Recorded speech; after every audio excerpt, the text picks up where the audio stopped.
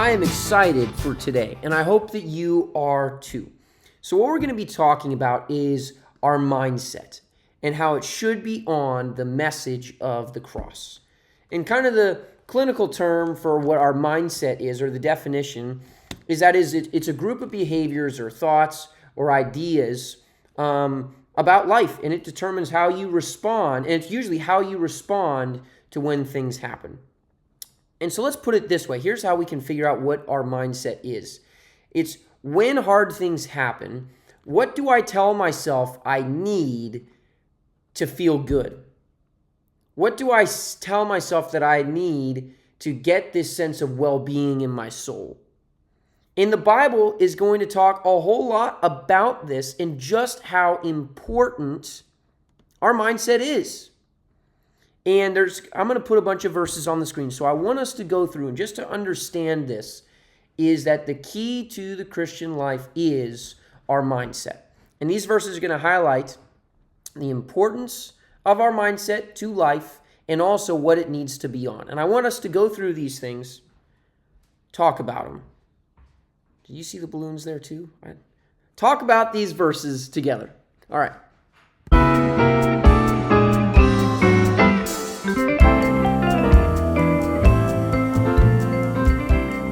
Okay, so with that in mind, I would like us to talk about what is an area in your life that you feel totally powerless in. Maybe it's some area of sin. Maybe it's the circumstances in your life that are just overwhelming and just difficult. Maybe it's you never feel like you're able to perform to the standard that you need to. Maybe you just can't get your act together. What is an area that you feel like you don't have power in? And flesh out that situation, talk about it, help everybody understand, and then also say what is usually your mindset or your reaction to that thing. What is your solution to that problem? Usually, most of the time that you think about. What is your answer to it? What do you tell yourself that you need?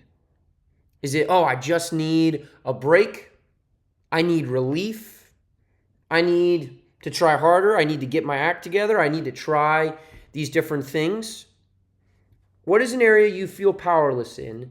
And what do you tell yourself you need for life to be good in that, usually, let's say?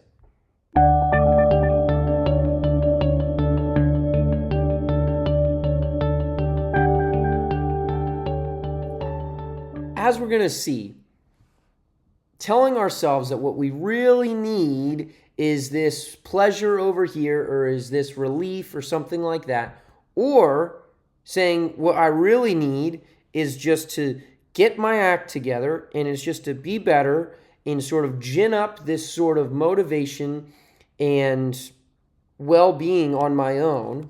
This is the moralistic Christian. It doesn't really pan out. It doesn't help us, and you're still living powerless in that. So how do we focus on the message of the cross instead? And the message of the cross, folks, it is this beautiful thing where on one side, it simultaneously tells us that we have nothing to bring to the table without Jesus, that we have to humble ourselves completely, that we don't have the strength to do it on our own. But it also tells us how much we are loved. It tells us how good God is. It tells us that we are going to be okay even if the world is falling in around us. It says that we are saved, that we are dead to sin, that we are alive to God. It tells us, I am chosen. I am already loved. I already know who I am. I don't have to go looking out for these other things to tell me that I'm a real man or that I'm a woman that I'm seen, because Jesus already does. And the message of the cross is over and over again, and is just that we need to get our eyes and get our everything on Jesus. So let's go around the room. And maybe you have an answer for, maybe the Lord has been telling you, here's what I want you to get your eyes on. Maybe you don't know in this situation. But now that we've gotten this problem or this area that we feel powerless in, let's go talk to each other and encourage each other and talk to each other about what we need to know and what we need to hang on to and keep coming back to instead. Maybe it's lust. Maybe that's just eating your lunch because you're responding to a hard situation in your life, or you're bored or whatever, and you're saying, this is what I really need to feel good about myself, or this is what I really need to tell me that I have worth. And when you realize, when you apply the message of the cross to that, you say, no, guess what? Jesus, he died for me. So that means I am worth the death of Jesus Christ. I do have value. It means, look, if Jesus can sacrifice himself and die on my behalf, then I'm going to be okay. And that, yeah, this thing is hard and it's lonely or whatever, but I cling to Jesus and I'm going to be all right. He's going to take care of me. And when we go through and we apply that, or when maybe we've just been struggling thinking we're not good enough, you say, look, I know I'm not good enough. That's why Jesus was good enough for me. And I want us to go around and talk about these things and just go through, work through, what is the message of the cross to your situation. And maybe you need to speak into somebody else's life for what Jesus should be, or what Jesus is trying to tell them. Let's focus on the message of the cross and how that should be our mindset, instead of saying, whatever, I need whatever else.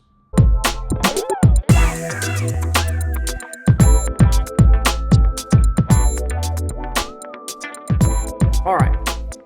Now, with all that good stuff, the question is, how do we keep the message of the cross something that is daily a part of our lives?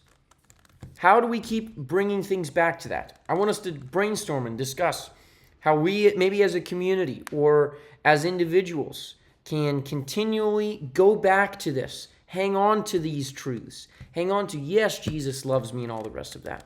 Maybe if you know that there's a situation in your life, or there's a specifically hard day of your week, what do I do with this? What do I need to remember today? Or if, you're struggling in one area, or you just had a fight with your spouse, what do I need to remember? What does Jesus say to this specific thing? How can we remember and keep these things on our mind for you and have a plan of action when our attention gets pulled in other ways?